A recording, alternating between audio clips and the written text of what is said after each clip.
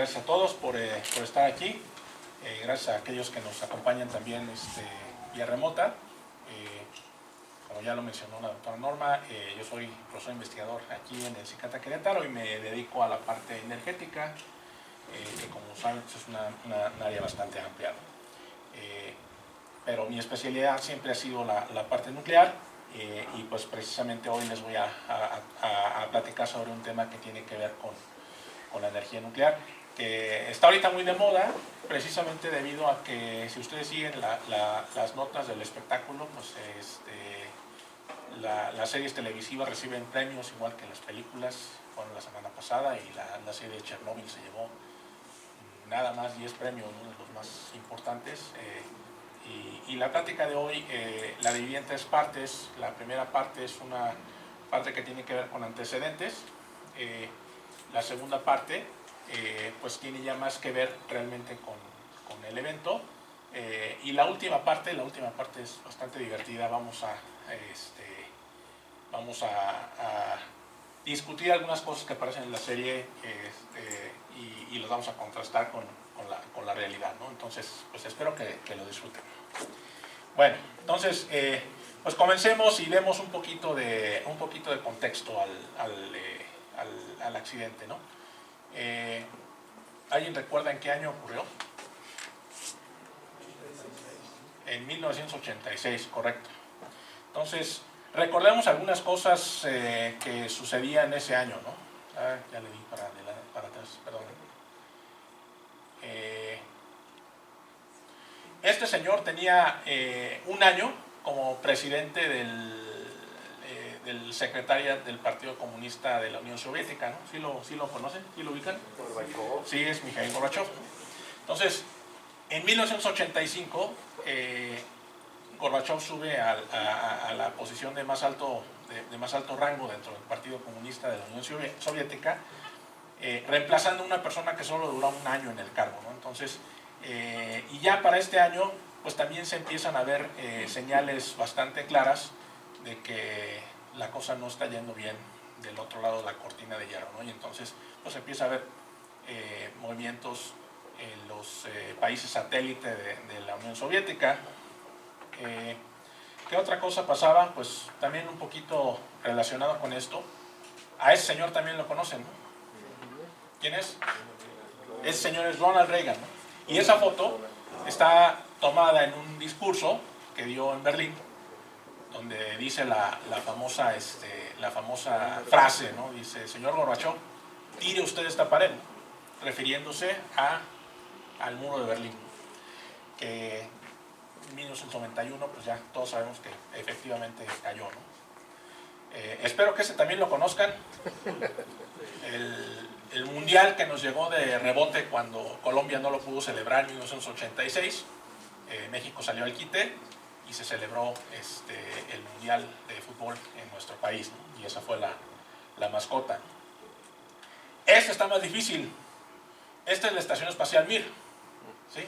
Y en 1986 los rusos ponen en órbita el módulo principal de la estación Mir, ¿sí?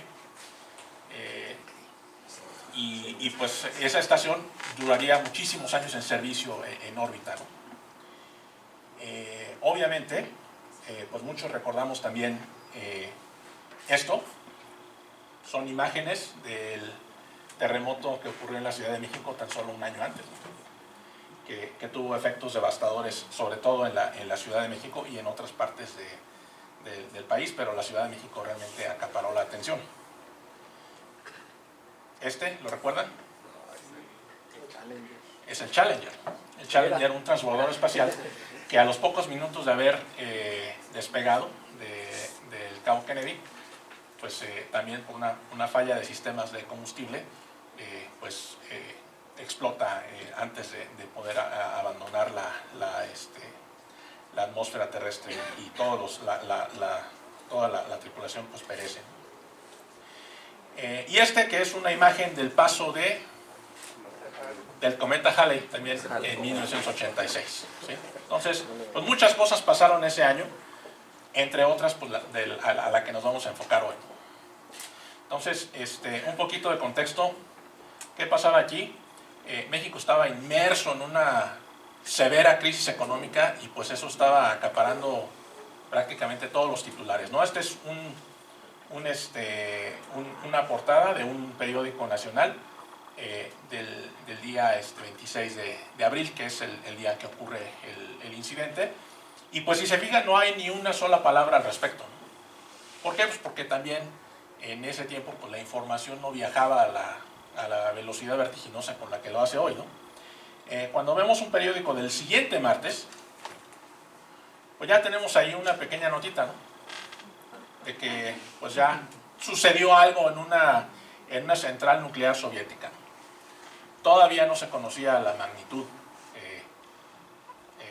precisamente pues porque el régimen socialista de Moscú pues trataba de evitar a toda costa pues, que esto saliera a la luz demasiado rápido. Entonces, ¿cómo estaba la situación de la energía nuclear en la Unión Soviética? Estos datos que les estoy presentando en esta tabla son del año 1982, es decir, 3 años antes de que ocurriera el desastre de Chernóbil, ¿no?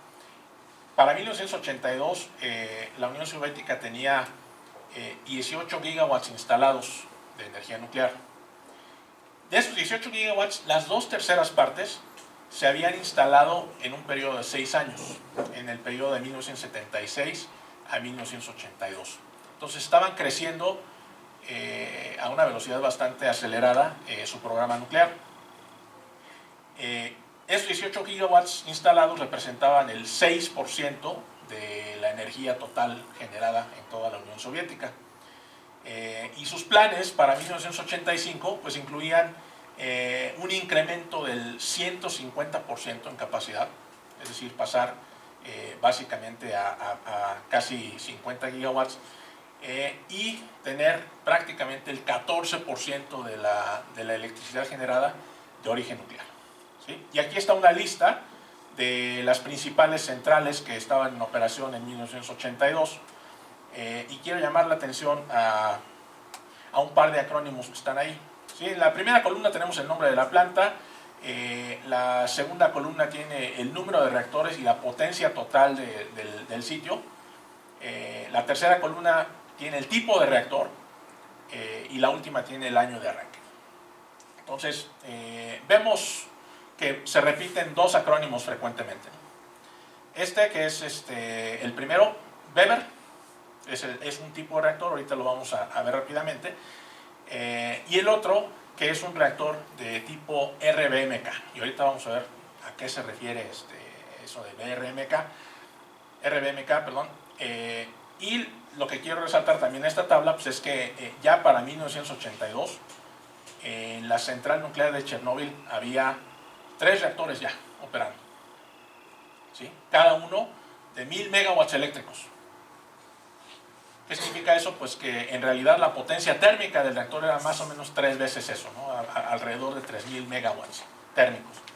Ya con la eficiencia del ciclo de la turbina y todo eso, pues la salida neta eléctrica de la central pues era por reactor de 1000 watts, ¿no? Entonces si tengo 1000 megawatts, perdón.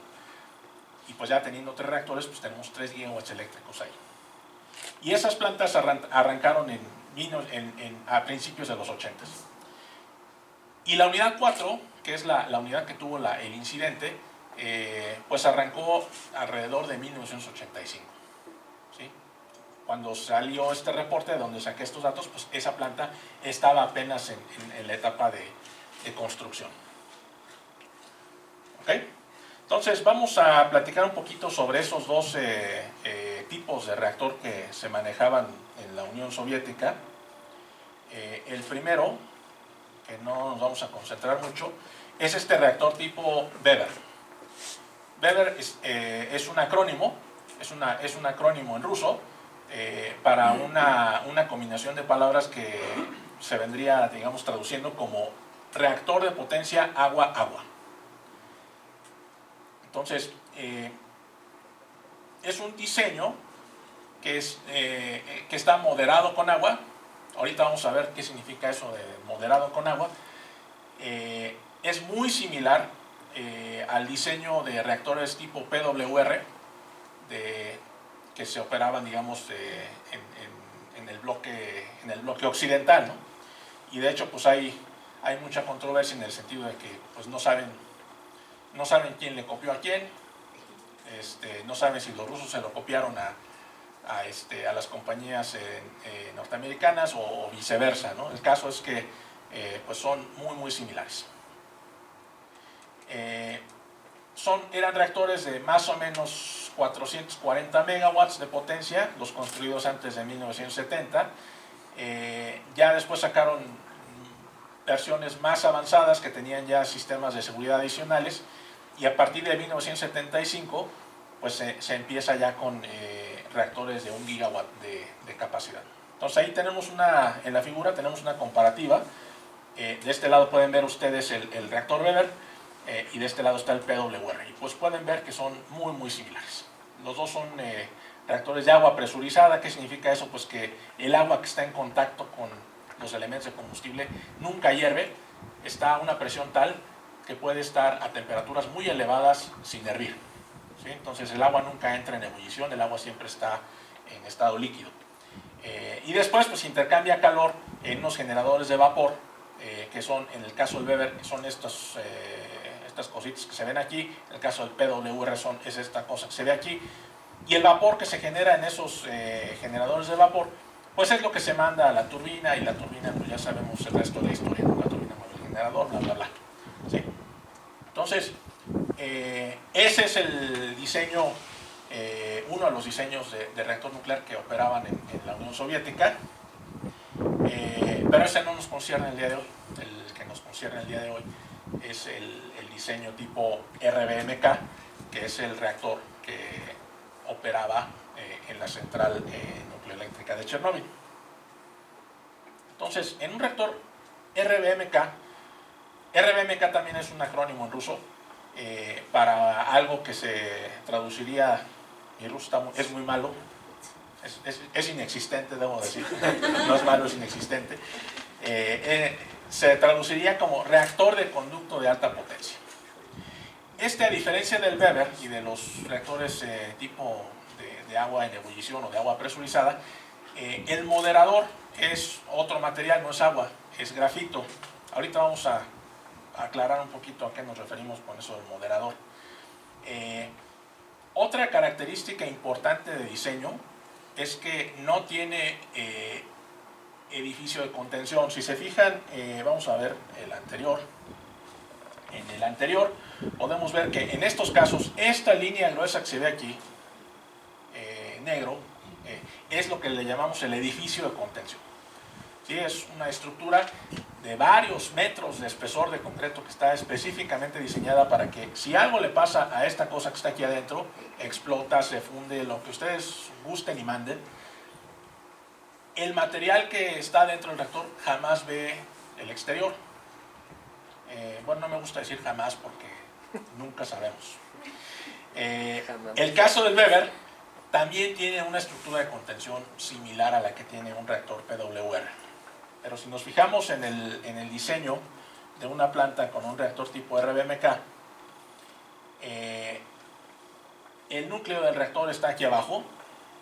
Aquí es donde está ocurriendo la reacción nuclear. Aquí arriba hay unas grúas que se utilizan para hacer la manipulación de los elementos del reactor. No se ve. ¿Perdón? No se ve dónde está señalando. A ver. Déjenme ver si puedo sacar el puntero otra vez. A ver, ¿ya se ve? No. Puede pulsar nada más.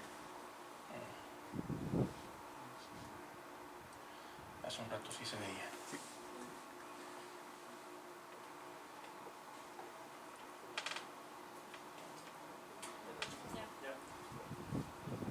Ahí está. Ahí está. Ahora sí ya se ve. Sí. Está sistemas de estructura. Ya no. Ahí está. Ya. ¿Sí lo ven? Porque yo sí lo veo aquí en la pantalla. No. Ya lo volviste a borrar, ¿no? A ver. Ahí sí.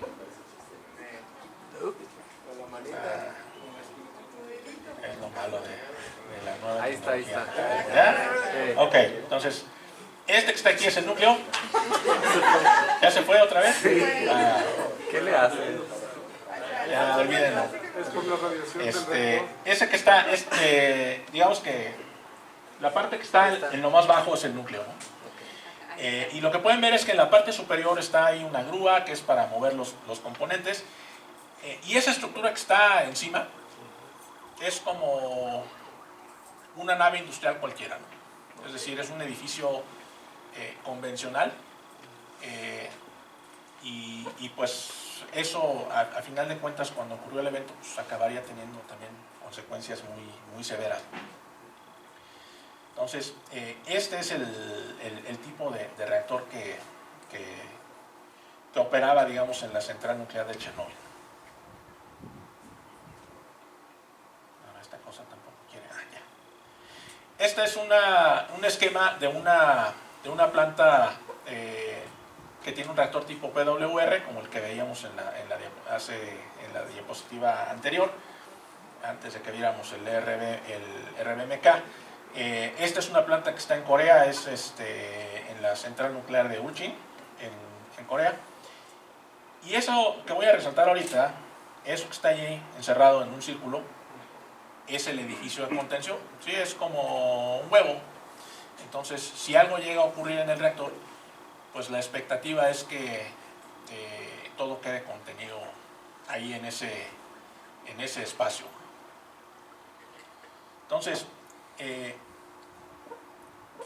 algunas de las ventajas que decían los rusos que tenía el diseño RBMK, pues tenía que ver no tanto con aspectos de seguridad, sino de conveniencia. Una de las cosas que tenía es que la manufactura, la construcción del reactor se podía hacer de manera doméstica, es decir, no tenían que recurrir al exterior para poder hacer la manufactura. Todo lo podían hacer ellos en sus propias fábricas. Entonces, esa lo veían ellos como una gran ventaja. La otra ventaja que ellos veían es que era un sistema modular. Simplemente, si se quería incrementar la capacidad en un sitio, pues se ponían más canales y de esa forma pues, se podía incrementar la capacidad del reactor, ¿no?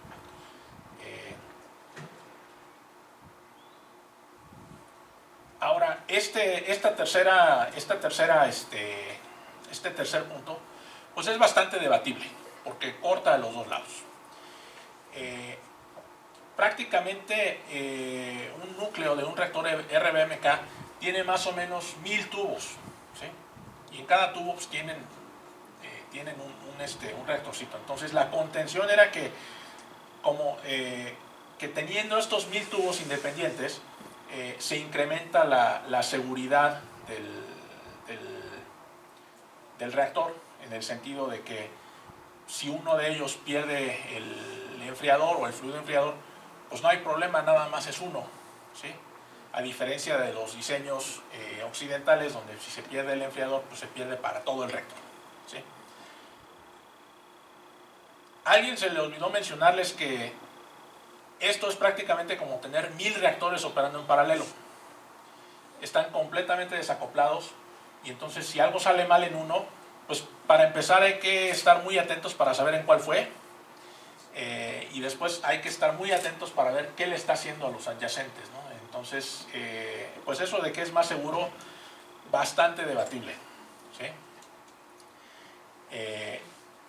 Y otra cosa muy importante por la que el gobierno de la Unión Soviética empujaba mucho este tipo de diseño, pues es que se podía operar con uranio natural, ¿sí? Es decir, uranio así como sale de la mina, ¿no?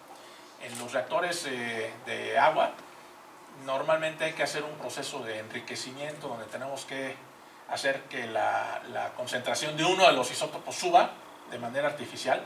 Entonces, tenemos que hacer una separación y eso es muy costoso y muy difícil.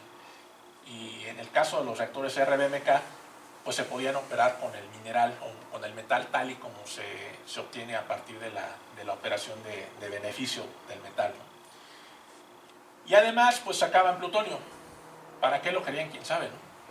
pero era muy importante para ellos que sus reactores de potencia pues produjeran plutonio, ¿no? Yo me imagino que tener a los Estados Unidos ahí en una carrera armamentista no tenía absolutamente nada que ver con eso, pero pues eran cosas que ellos le veían como ventajas al diseño, ¿sí? Entonces, pero pues no contaban con que de repente la tecnología de la Unión Soviética, pese a que tuvo avances y logros impresionantes, pues no gozaba de la mejor fama, ¿no? Y si ven en algún momento la serie, pues por ahí verán una escena de unos mineros donde hablan sobre la tecnología soviética, ¿no? Y dicen, bueno, que es tan grande como una casa, quema 20 litros de combustible por hora, produce un montón de humo y un montón de ruido y parte una manzana en 3 piezas. Ah, pues es una máquina soviética diseñada para partir una manzana en 4. ¿Sí? Entonces, esa era la fama que tenía la tecnología soviética dentro de la población. Pero pues había que tener cuidado, ¿no? Porque era un régimen donde la crítica al Estado no era tomada a la ligera, ¿no? Entonces, había que tener ciertas precauciones. Entonces, pues ese es el contexto de la planta nuclear de Chernóbil. Eso es lo que estaba pasando.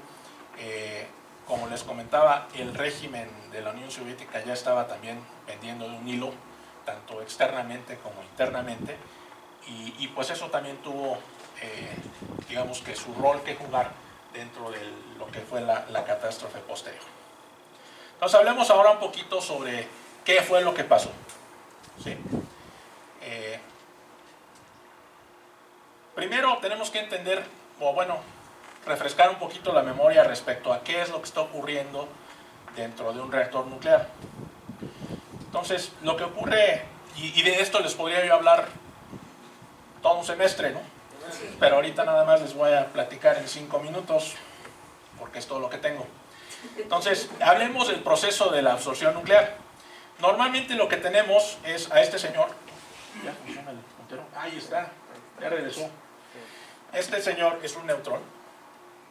Si recuerdan, el neutrón es la partícula pesada del núcleo que no tiene carga, ¿sí? La otra partícula pesada del núcleo sí tiene carga, es un protón, ¿sí? El neutrón es una partícula del núcleo atómico que no tiene carga. Entonces, por eso, pues se puede aproximar a un núcleo sin ningún problema, porque pues como no tiene carga, la carga positiva del núcleo no lo repele, no le hacen ni cosquilla, ¿no? Entonces, ahí viene nuestro neutroncito muy feliz. Y se va a encontrar a un núcleo, ¿no? Un núcleo en alguno de los átomos que estén ahí cerca, y va a interactuar con ese núcleo. Entonces, normalmente lo que va a pasar es que ese neutroncito y ese núcleo van a coalescer y van a formar una cosa ahí compuesta. Entonces, dependiendo de qué tan estable o qué tan inestable sea esa cosa que se formó, pues pueden pasar varias cosas, ¿sí? Podemos tener suerte y resulta que eso que se forma pues, es estable, entonces pues, ahí se queda, ¿sí? Entonces, lo único que ocurrió pues, fue que el elemento se transformó de un isótopo que tenía n neutrones al mismo elemento, pero que ahora es un isótopo que tiene n+1 neutrones, ¿sí? Porque pues, se robó ese que estaba incidente. La otra cosa que puede pasar es que ese masacote que se acaba de formar pues no sea muy estable, y entonces pues se pone a temblar así como gelatina y busca algún mecanismo para deshacerse de esa energía extra, ¿no? Y entonces es cuando tenemos, por ejemplo, la emisión de radiación beta por parte de los isótopos que son inestables, o la captura de un electrón. Si es algo muy muy pesado, puede emitir una partícula pesada, una partícula alfa, o puede empezar a emitir rayos gamma. Entonces, todas esas cosas son mecanismos que tiene el núcleo para deshacerse de energía extra que no quiere y tratar de transitar hacia un estado un poquito más estable, ¿sí? Y hay un tercer fenómeno, bueno, hay varios más, pero hoy nos vamos a concentrar en uno, que es el que hace funcionar los reactores nucleares, que es el escenario donde este conglomerado de partículas es tan inestable que se fragmenta en dos. ¿Sí? Se fragmenta en cosas más ligeras, y a la hora de fragmentarse resulta que la masa de los fragmentos es menor que la masa que la masa original, y la masa que falta, que es una cosa muy pequeñita, se nos convirtió en energía directamente. ¿Sí? Y entonces cada vez que tenemos una partición de este tipo, pues estamos generando energía. ¿Sí? Ahora, la pregunta es, bueno, ¿cuál de las tres va a pasar, no? ¿Cómo sabemos cuál de las tres va a pasar? Pues resulta que el resultado de la interacción pues es una función bastante fuerte de qué tanta energía traiga este señor. ¿Sí? Entonces, dependiendo de cómo venga este señor, pues será el tipo de interacción que tengamos. ¿Sí? Hay interacciones que son más favorables cuando la energía del neutrón es alta. Hay otras interacciones como la fisión, que es el proceso que está ahí resaltado, que son más favorables cuando la energía del neutrón es baja. Entonces, este proceso de la partición del átomo debido al impacto o a la absorción de un neutrón tiene también una característica importante. Puede acabar en una reacción en cadena. Tenemos ahí nuestro núcleo, que en este caso es un núcleo pesado, puede ser un núcleo de uranio, por ejemplo, y va a incidir sobre él un neutrón. Entonces, cuando incida sobre él un neutrón, si trae la energía adecuada, pues lo que va a ocurrir es que se va a fragmentar. ¿Sí? Pero algunos de los fragmentos que salen, pues son neutrones también. Y esos neutrones, pues pueden también encontrarse por ahí con algún otro átomo de uranio, y esos que están ahí resaltados, pues ya son extras, ¿no? Metí uno y salieron tres. ¿Sí? Ahora esos tres, pues pueden también interactuar con los núcleos pesados, y me van a ir generando más y más. ¿Sí? Entonces, esto es un ejemplo clásico de una reacción en cadena. ¿Sí? Donde empiezo con uno y ya después de un tiempo muy muy corto, pues ya tengo un montón. ¿Sí? Se están multiplicando cual conejos, ¿no? Y el problema es que cada vez que tengo una partición de estas, pues estoy liberando energía. Entonces, cuando ya empiezo a tener 10 a la 15, 10 a la 20, 10 a la 30 de estos eventos, pues ya empiezo a tener cantidades significativas de energía, ¿no? Si se está pasando la mano, pues ya de repente tengo que soltar la cosa esa porque ya está subiendo, incrementando su temperatura, ¿no? Entonces, cada evento nos produce energía.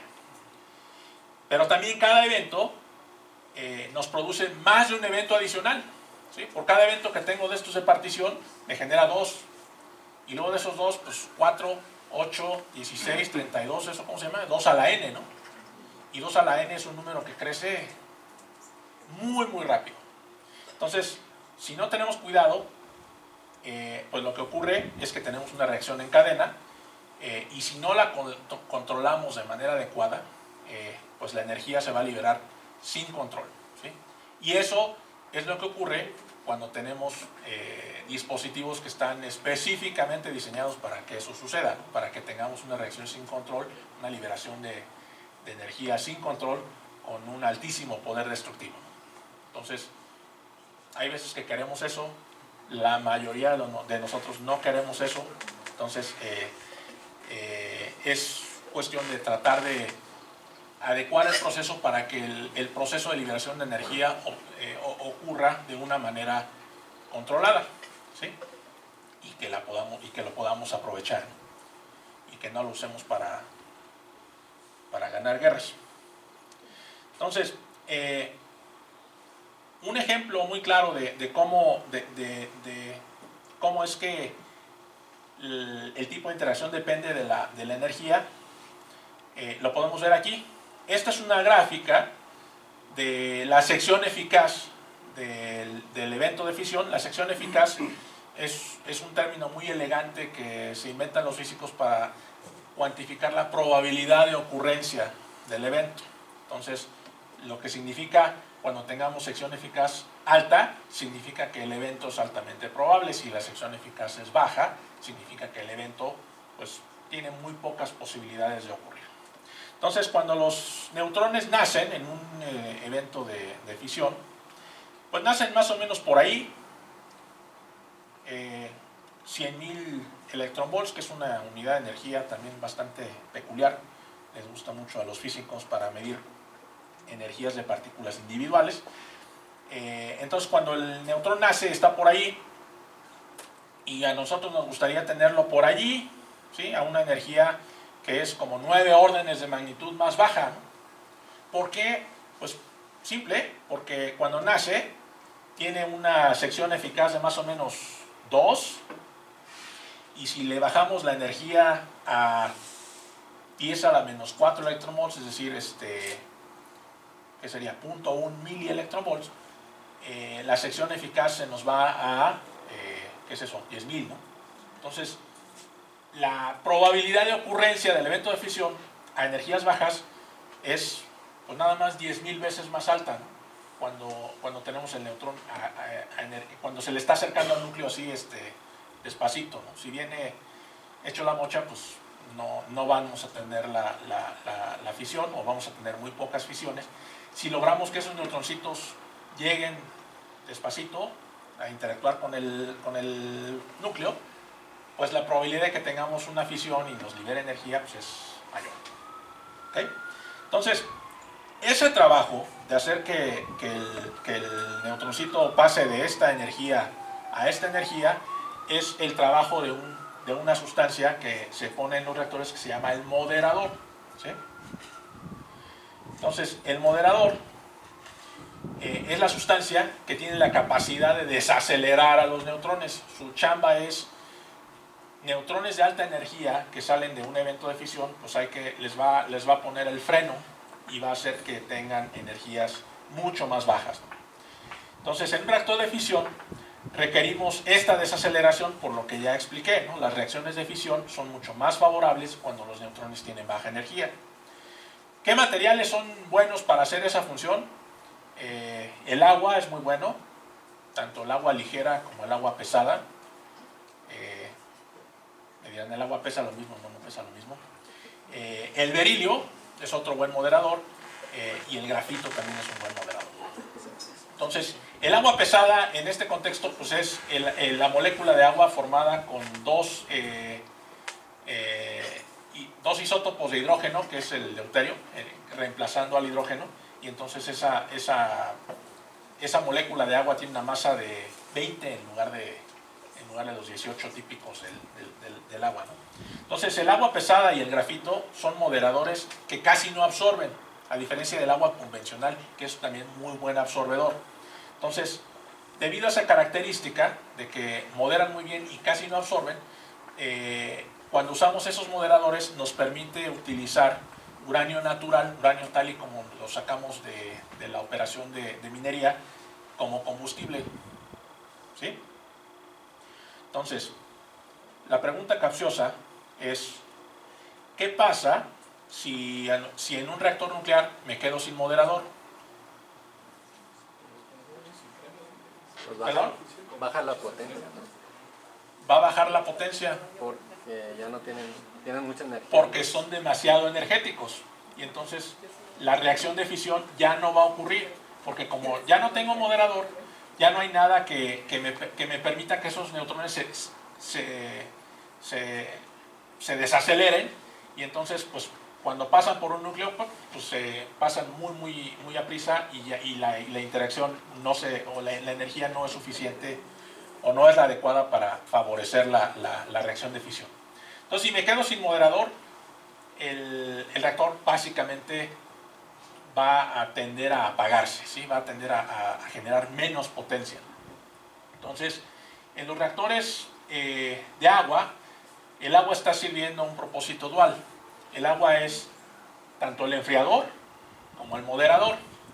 Entonces, por eso tienen la gran ventaja de que si de repente yo pierdo el enfriamiento, si el agua se me empieza a salir por un agujero en el reactor y el reactor se empieza a quedar sin agua, la potencia va a empezar a bajar de manera natural, simplemente porque como ya no hay moderador, los neutrones que se están generando ya no hacen fisión, y entonces el sistema empieza a generar menos.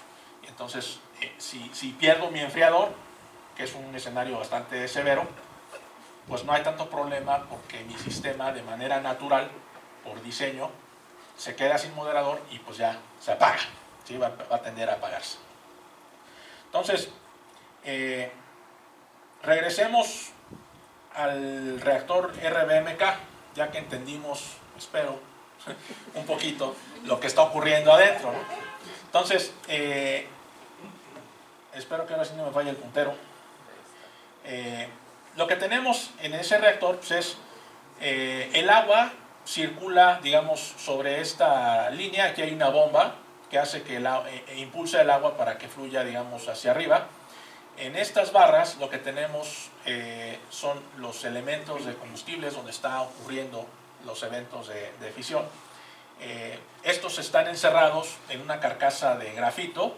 El grafito es nuestro moderador.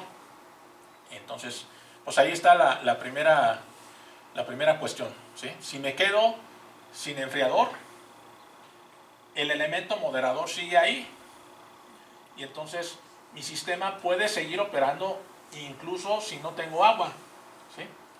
Entonces, pues eso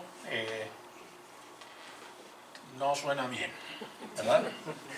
Entonces, y lo que ocurre pues, es que conforme el agua va subiendo por estos tubos, se va calentando. Cuando llega a la parte superior, pues trae una mezcla de agua y vapor, entra a unos tanques donde cuya función es separar la fase vapor de la fase condensada. El vapor caliente pues, se manda a la turbina, y el agua pues, se va a recircular para que vuelva a pasar por los tubos, ¿sí? Aquí, estas líneas que ustedes ven aquí son barras de control. Ahorita vamos a hablar un poquito sobre cuál es la función de esas barras, ¿no? Entonces, más o menos lo que es el núcleo, que es esta parte de aquí, se ve más o menos así. Tenemos estas cosas que parecen unos legos, son bloques de grafito, ¿sí?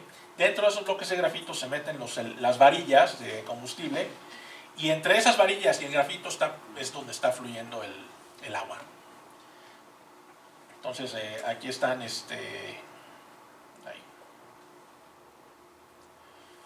aquí están los típicos bloques de grafito que se usan para la construcción de un reactor RBMK. Y el núcleo pues, se ve desde arriba, pues, se ve así, ¿no? Es todo un panal de miles de estos tubos que están ahí arreglados, ¿no? Y cada uno tiene su tubo de entrada de agua y su tubo de salida de agua, y todos convergen, ¿no? Entonces tienen ahí un manifold de tubos de 1000 entradas y 1000 salidas, ¿no? Entonces, eso nunca va a fallar, ¿verdad? Entonces, en este esquema, no sé si se alcanza a ver, pero hay unos cuadritos que están en verde, no se ven muy bien, pero en verde marca las posiciones de barras de control para manejo de potencia, y en rojo están las posiciones de las barras de control para Scram. Scram es cuando el reactor sale de control. Lo que se hace es que se debe de tener un botón tal que si uno aprieta ese botón, todas las barras se caen, ¿no? Y entran y matan al reactor, ¿no? Y ese evento se conoce como Scram, ¿sí? Entonces, esa es más o menos la forma o la estructura que tiene un reactor RBMK. Y estas son sus barras de control. Si se fija, tenemos 4 posiciones. Esta posición de aquí es una posición completamente prohibida, ¿sí? El operador no debe de tener nunca la barra en esta posición.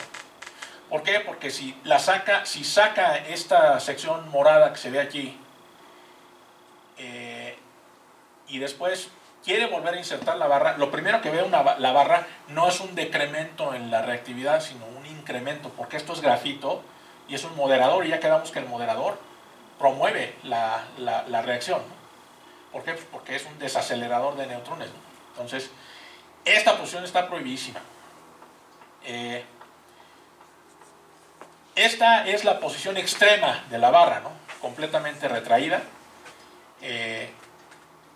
Esta es la posición normal de la barra, donde el lugar que tiene aquí pues, lo está ocupando el grafito, eso es la condición normal. Y esta otra posición pues, es cuando queremos, que la barra esté, digamos, absorbiendo neutrones para reducir la potencia, ¿no? Entonces, este diseño de las barras, debido a que tiene moderador en la parte de arriba y en la parte de abajo, pues también acaba teniendo consecuencias medio catastróficas. Ahora, no nada más las barras de control se deshacen de los neutrones, ¿no? Son materiales que están específicamente diseñados para que si viene un neutrón, lo atrapan, ¿no? Y ya ese neutrón ya no hace nada más, ¿sí? Entonces, así como tenemos la fisión que nos está generando extras, pues estos elementos los tenemos para que los adicionales, pues algunos de ellos no vayan y hagan otras fisiones, sino que encuentran la barra y ahí son absorbidos, ¿no? Entonces son nuestro elemento para hacer que la reacción no se salga de control, ¿sí? Que no tengamos una reacción en cadena. Pero no son los únicos. Hay otros elementos que se forman de manera natural durante el proceso de la fisión y se les conoce como venenos, ¿sí? Los venenos son elementos, son isótopos que también, igual que el boro de las barras, son muy buenos absorbedores de neutrones. También si un neutrón ve un veneno, pues ahí se muere, ¿no? Por eso les dicen así, ¿no? Entonces, por eso les llamaron venenos. Estos pues, se generan debido a la fisión. Hay un isótopo de xenón, el 135, que es de los venenos más potentes que hay y es un dolor de cabeza para los operadores de reactores porque es un absorbedor que, a diferencia de las barras, que yo controlo cuánto hay porque puedo meterla y puedo sacarla a voluntad, estas cosas se van a formar ahí de manera natural y no tengo ningún control sobre cuánto hay, ¿sí? Si se empieza a formar, yo lo que observo, digamos, macroscópicamente es que el reactor empieza a apagarse, ¿no? Y si llega a haber una acumulación muy grande, puede incluso llegar a un estado donde el reactor se apaga por completo y entonces me tengo que esperar a que esas cosas decaigan o sacarlas de alguna forma para volver a reactivar. Entonces acuérdense de todo esto, porque va a haber examen. Bueno, no va a haber examen, pero lo vamos a necesitar para cuando hablemos del accidente. Entonces, a la doctora Ilse le va a gustar esto. Este es un modelo cinético de lo más simple que puede haber, ¿no? Para, digamos, ver cómo varía la población de neutrones dentro de mi reactor a lo largo del tiempo. Entonces, no me gusta poner ecuaciones en mis presentaciones, pero en este caso pues era necesario, ¿no? Entonces aquí tenemos tres contribuciones principales, no hay más, pero estas son las tres que son muy críticas, ¿no?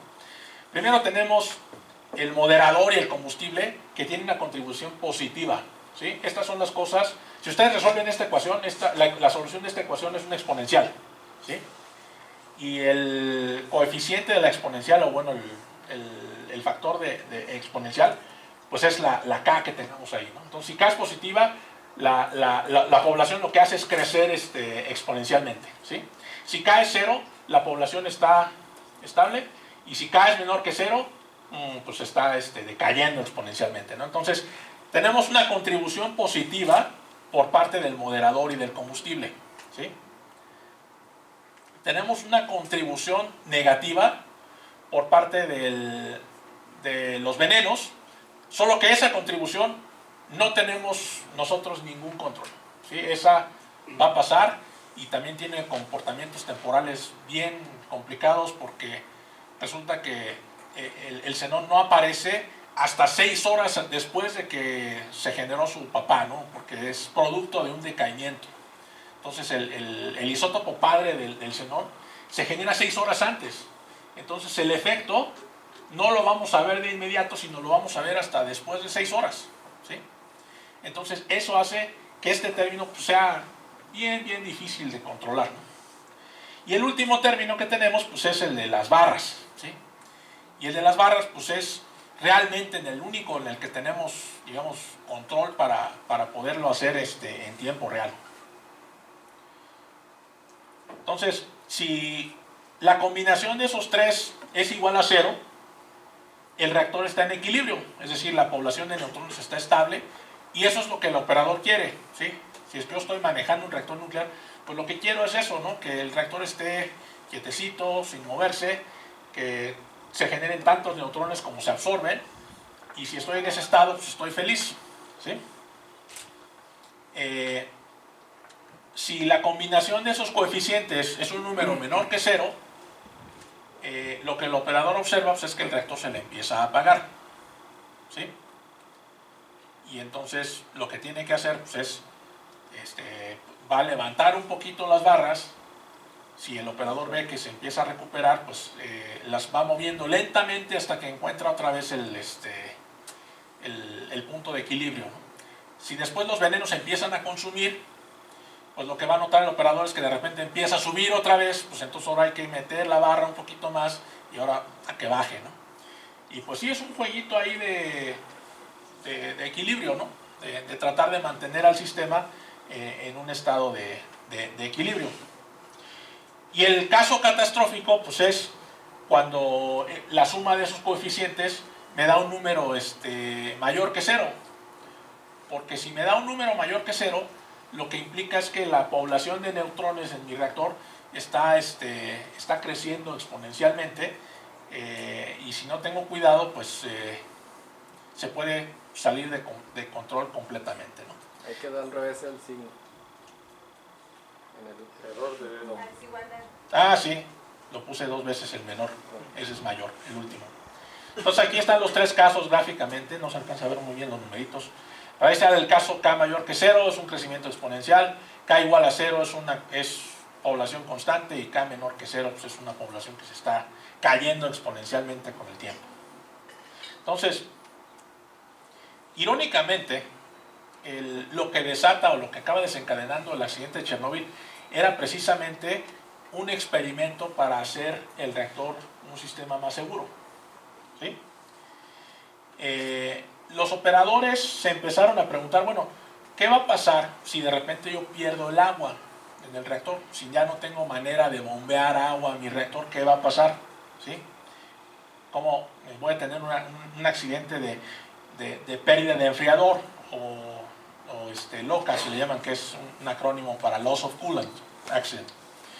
Entonces les preocupaba mucho ese escenario, ¿no? ¿Y qué va a pasar si el reactor se queda sin agua? Bueno, pues tenemos los generadores ahí de emergencia, ¿no? Para que las bombas puedan volver a circular el agua. El problema que tenían en el diseño de estas plantas es que el generador tardaba 1 minuto en ponerse, digamos, en las condiciones adecuadas para volver a suministrar la potencia a las bombas de enfriamiento. Entonces, a alguien bastante brillante se le ocurrió, bueno, ¿qué pasaría si de repente usamos simplemente la inercia de la turbina para generar un poquito de electricidad por ese minuto, nada más en lo que el generador diésel entra en acción? Pues vamos a ver si funciona, ¿no? Y bueno, pues qué mejor lugar para hacer un experimento que una instalación que ya está funcionando, ¿no? Este experimento, antes del accidente de Chernóbil, ya lo habían intentado hacer, por una o por otra razón no había funcionado, pero en algún momento pues, se toma la decisión de que en la unidad 4 de la planta de Chernóbil, que ya estaba de cualquier forma agendada para tener un paro programado, dijeron, bueno, pues vamos a aprovechar que esto se va a parar y pues vamos a hacer el experimento de ver si logramos mantener las bombas operando con la pura inercia de la turbina. Entonces, pues el experimento en el papel era muy simple. Tenemos aquí el reactor a su potencia nominal.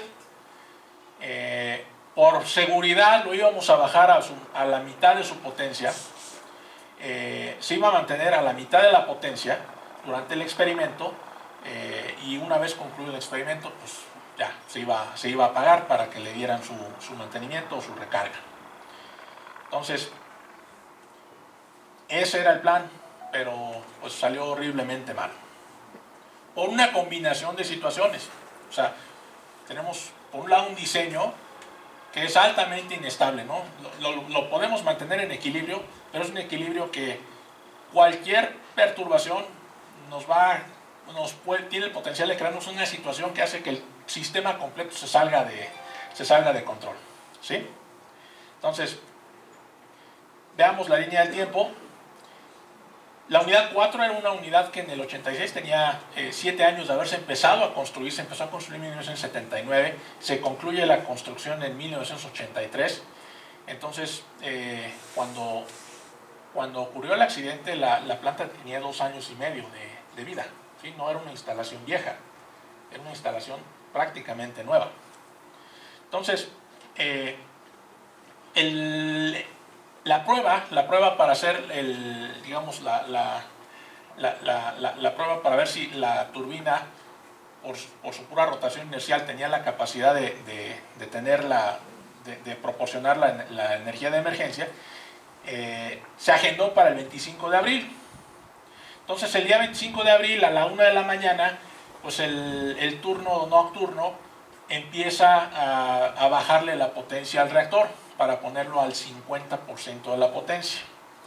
Entonces, esto lo que ocasiona es que al estar trabajando a una potencia menor, esos venenos de los que hablamos, el xenón 135 y su papá, pues se van a empezar a acumular en el reactor, ¿sí? ¿Por qué? Pues porque a menor potencia los destruyo a un menor ritmo, y entonces su concentración se empieza a subir en el reactor, ¿sí?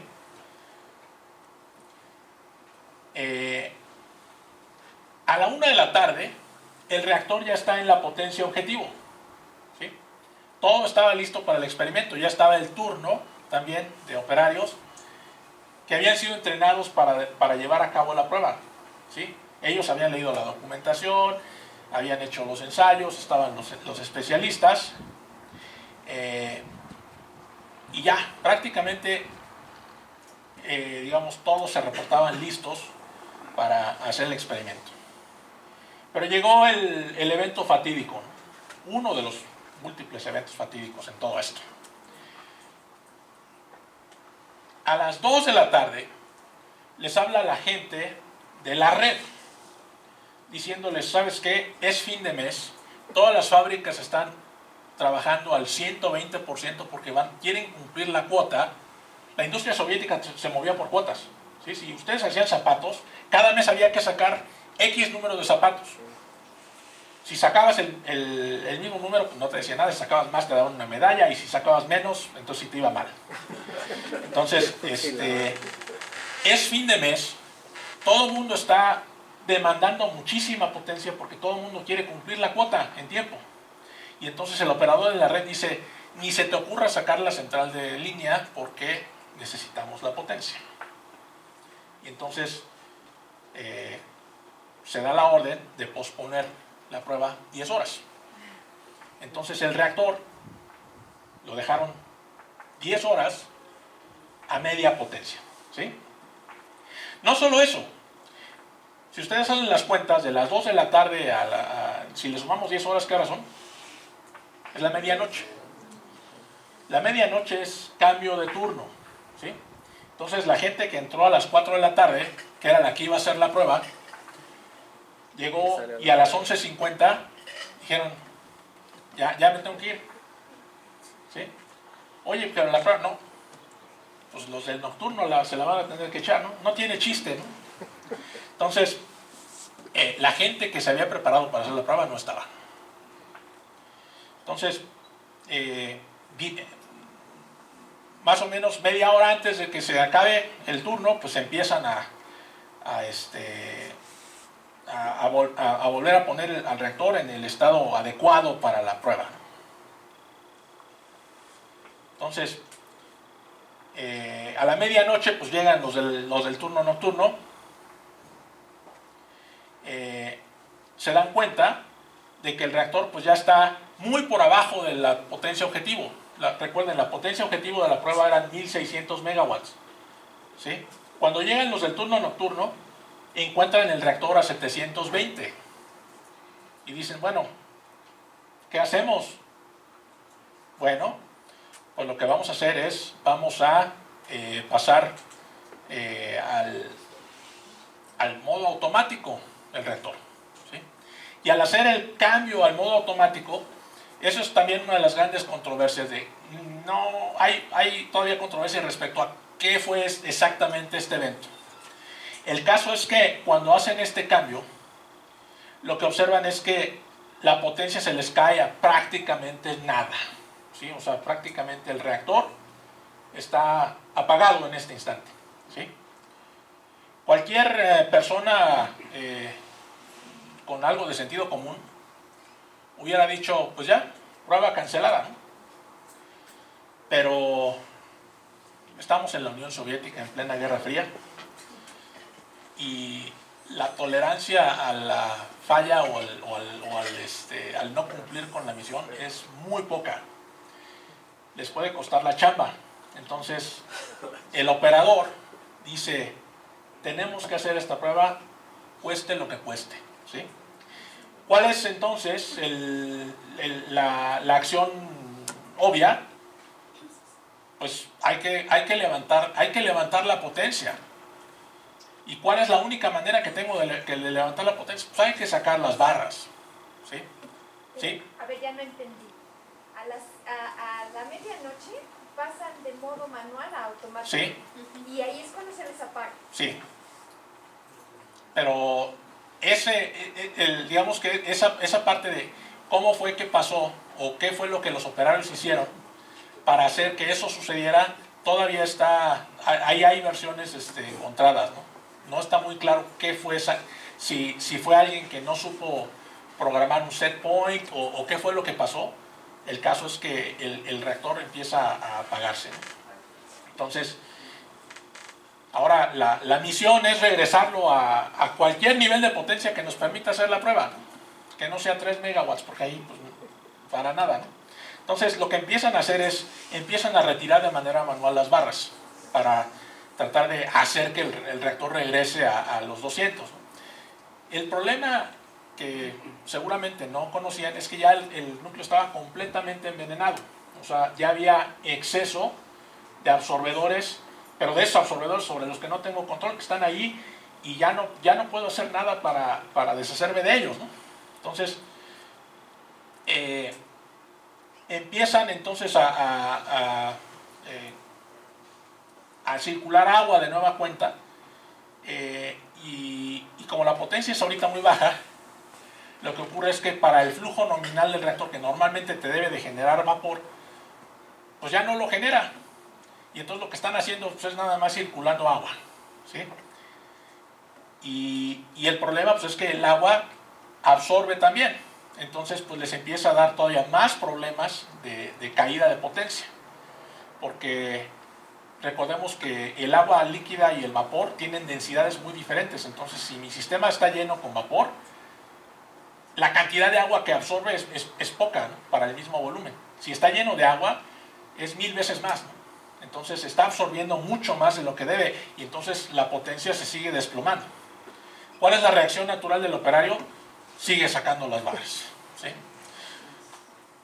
¿Por qué? Pues porque ya ahí el objetivo ya no era hacer la prueba, ya el objetivo era tratar de recuperar el reactor, ¿no? Ya fue una cosa bastante negligente, ¿no?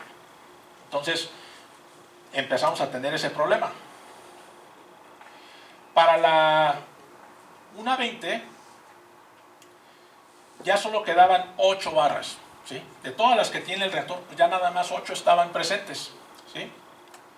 Y pues empiezan a tener también la cuestión de que al estar la máquina en ese estado tan inestable, tan alejado de la operación nominal, pues tienen alarmas disparándose a izquierda y derecha.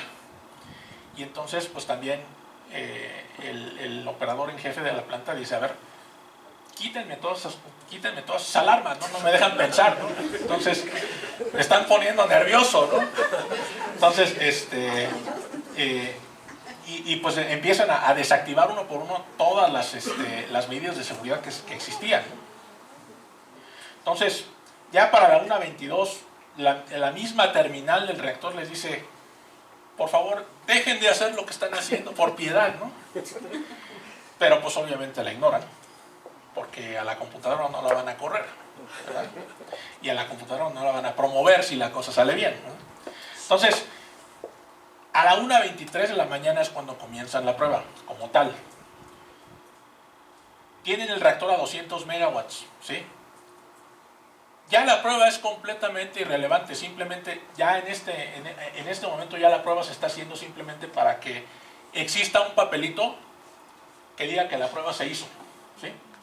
Ya, porque a este nivel de potencia ya la prueba ya no tiene significado alguno desde el punto de vista técnico. Ya perdió toda su relevancia técnica, ¿sí? Ahorita ya es una cosa de hay que sacarla como sea con tal de que aquí podamos poner en la bitácora que lo hicimos, ¿no? Entonces cortan la alimentación a las bombas de agua. El reactor está a 200 megawatts. Ahora, el agua estancada, en el momento en el que yo dejo de operar la bomba, el agua se estanca, ¿sí? Y ustedes bien saben que es más fácil hacer hervir el agua estancada que el agua cuando está fluyendo. Entonces lo que empieza a ocurrir es que en el momento en el que ellos cortan la alimentación o la circulación de agua, toda esa agua que tenían ahí se empieza a evaporar, ¿sí? Se empiezan a generar vapor. Acuérdense, el vapor es 1000 veces menos denso que el agua, entonces la absorción que tenían debido al agua se les cae estrepitosamente. Y entonces, ¿qué observan? Pues que el reactor dice 200 y de repente un segundo después dice 350 y un segundo después dice 600 y un segundo después dice 1200. Entonces, en ese momento, pues dicen, bueno, ahora hay que ahora sí metan las barras, por favor, ¿no? Y el problema es que las habían sacado a esa posición, ¿te acuerdan? A la posición que no estaba permitida, ¿no? O sea, en la desesperación de querer poner el reactor a punto, dicen, no, sácala toda, ¿no? Y entonces en el momento en el que insertan la barra, lo primero que ve el reactor es un pedacito de grafito, ¿sí? Que ya quedamos es el moderador. Y entonces eso lo que hace es que se vuelva todavía más reactivo, ¿no? Y es en ese momento que el reactor alcanza, de acuerdo a los reportes, 500 veces la potencia para la que estaba diseñado, ¿no? Y entonces lo que tenemos ahí pues, es básicamente ya una mega masa de grafito incandescente en contacto con vapor. A esas temperaturas el agua se descompone térmicamente por la pura temperatura, se descompone en hidrógeno y oxígeno. Y entonces tienen ahí una explosión de hidrógeno fatal. Y pues realmente esa explosión de hidrógeno pues es lo que hace que el núcleo se destruya por completo. El edificio de contención sale volando por los cielos y todo el material radioactivo que estaba dentro de esas barras pues sale eyectado hacia la atmósfera. Entonces, y las consecuencias, pues los voy a dejar que vean la serie para que vean las consecuencias. Entonces, ahora ya vamos a terminar, porque ya mero es hora de que terminemos. De hecho, ya me pasé. A ver, rápidamente. La docuserie de Chernobyl se firmó en un set que fue específicamente diseñado para la serie y se construyó a partir de fotografías históricas del cuarto de control. ¿Qué opinan? ¿Verdadero o falso? Falso. Es falso. Sí fueron al control. Falso. La serie la filmaron en la central nuclear de Ignalina. La central nuclear de Ignalina está en Lituania. Es prácticamente una copia de la central de Chernobyl. Comenzó a operar en 1983, tenía 2 reactores igualitos a los de Chernobyl RBMK. Cuando Lituania quiso entrar a la Unión Europea, le dijeron sí, pero me apagas esas cosas. Entonces, y pues ellos obviamente dijeron pues sí, ya que, ¿no? Y esa planta dejó de operar en 1999, se empezó a decomisionar, siguen en eso, después de, ¿qué? 20 años. Y pues ahí estaba intacta y los productores de la serie se enteraron y dijeron, no, pues ahí es idéntica, ¿no? Entonces, ahí se hizo. La evacuación de Pripyat, que es la ciudad que estaba anexa a la planta, que le daba servicio a la planta, no se empezó a evacuar sino hasta el 28 de abril, que fue un día después del accidente. Bueno, conociendo a los rusos no es difícil imaginarse que efectivamente, ¿no?, les tomó un día evacuar a la gente, ¿no? Y la gente que estaba muy, muy cerca de la planta, ¿no? O sea, los pobladores de la planta podían ver lo que estaba pasando, ¿no? ¿A qué se debió esto? Pues que al principio, o sea, la gente, los políticos estaban convencidos de que estas cosas no podían explotar. Y entonces tenían ya una actitud donde ya se empiezan a creer sus propias mentiras, ¿no? O sea, si la gente del partido dice que no se puede, esto no puede explotar, ¿cómo que explotó? Eso no puede pasar, no es imposible que pase. Entonces les costó mucho trabajo reconocer que eso había pasado. O sea, fue hasta que los bomberos empezaron a llegar y tuvieron quemaduras, empezaron a ver los trozos del núcleo esparcidos alrededor del lugar, y pues fue cuando dije, creo que sí explotó, ¿verdad? Entonces, hasta 10 días después del accidente se amplió a una zona de 30 kilómetros. Durante las operaciones de limpieza, pues muchas cosas se tenían que hacer de manera remota, pero el problema era que el equipo electrónico podía dejar de funcionar debido a la alta dosis de radiación recibida, por lo que la labor de remoción de escombros en zonas altamente contaminadas pues la tuvieron que hacer con gente. ¿Qué opinan? Sí. Entonces,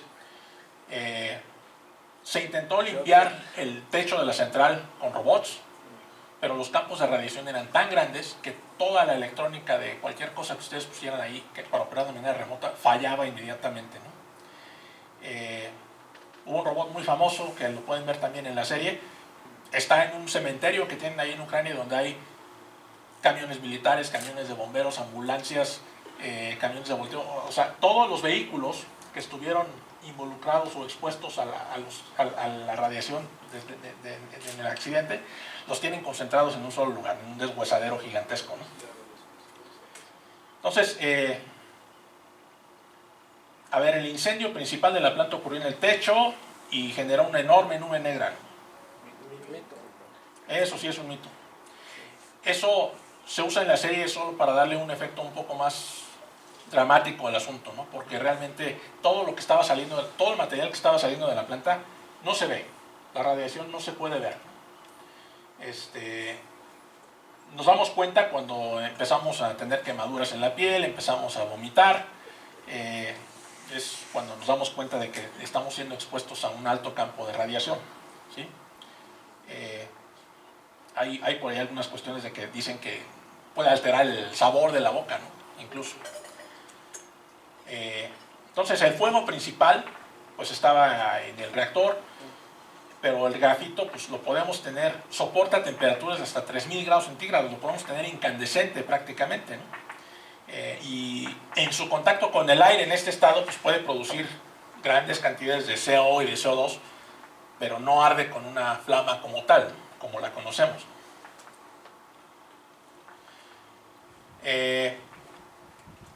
Se reclutaron a mineros para cavar un túnel debajo de la planta, debido a que existía el temor de que el material del núcleo derretido pudiera penetrar el concreto del edificio, de los cimientos de la planta, y pudiera contaminar los acuíferos.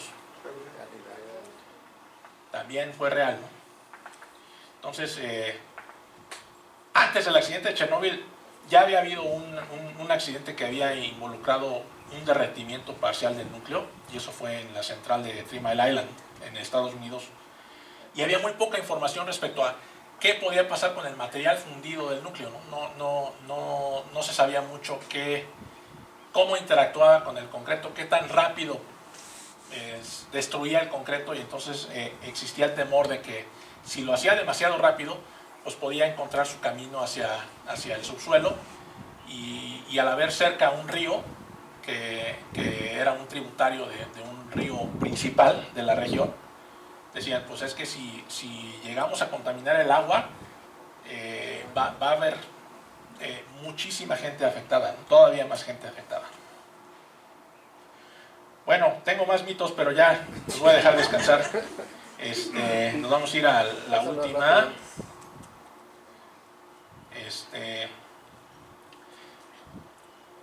Para cerrar nada más, el accidente de Chernóbil pues se dio como consecuencia de un mal diseño, un diseño malo, no poco seguro, y pues una cadena de errores humanos, ¿no? Una cadena de eventos que a final de cuentas se tradujeron en la catástrofe, ¿no?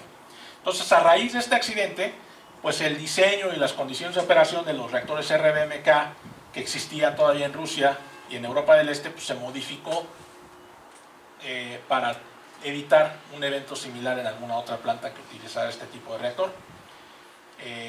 El evento pues también resalta dilemas éticos a los que los profesionales de la ingeniería nos tenemos que enfrentar, en el sentido de que nuestras acciones y nuestra conducta siempre debe estar encaminada a proteger a las personas, ¿no? Y no poner la vida de las personas en peligro, ¿no? O sea, si yo estoy a cargo de una planta y me ordenan hacer una prueba y yo de repente veo que la prueba se vuelve algo peligroso, pues así me corran, mi obligación debería de ser, pues no lo voy a hacer, ¿no? ¿Por qué? Pues porque no quiero afectar a inocentes, ¿no? Entonces, el veredicto de la serie es, cuando salió pensé que iba a estar plagada de cuestiones falsas y de cuestiones inexactas. Me llevé una agradable sorpresa al verla de que no es así. Es una serie que está bastante apegada a la realidad, muy bien documentada, hicieron su tarea a la hora de hacerla, y pues se las recomiendo ampliamente que la vean. Pues eso es todo de mi parte.